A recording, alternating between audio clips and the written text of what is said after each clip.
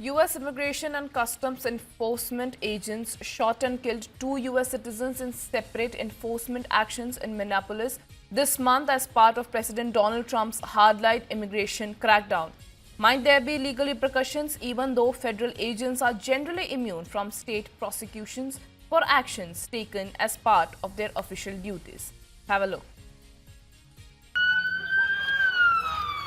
Two fatal shootings by ICE agents in Minneapolis have sparked a fierce backlash amid President Donald Trump's immigration crackdown. Can those agents be prosecuted? Here's a look. The Department of Homeland Security said 37-year-old Alex Preddy approached ICE agents on January 24th with a handgun and violently resisted attempts to disarm him. Bystander videos verified by Reuters show Preddy holding not a gun, but a phone as he tries to help protesters whom agents pushed to the ground.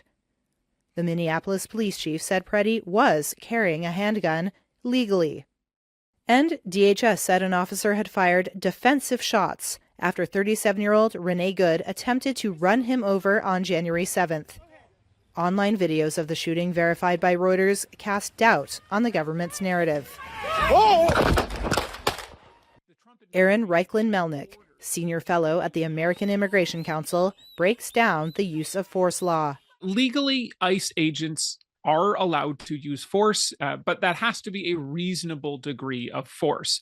And the same use of force laws apply to ICE officers as they apply to any federal law enforcement officers. For example, deadly force, such as firing a gun, may only be used when it is in response to an imminent threat of deadly force used by someone else. So, broadly speaking, ICE officers do have legal authority to use force when conducting arrests, but are still limited by the requirement that that force be reasonable and proportionate. Federal agents are generally immune from state prosecution for actions taken as part of their official duties.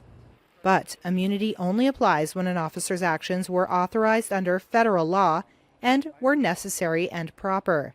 Victims can sue the federal government for compensation when its employees cause financial or bodily injury in the course of their work. But these claims face limits. Legal experts generally consider the law a weak mechanism for addressing government officials' misconduct.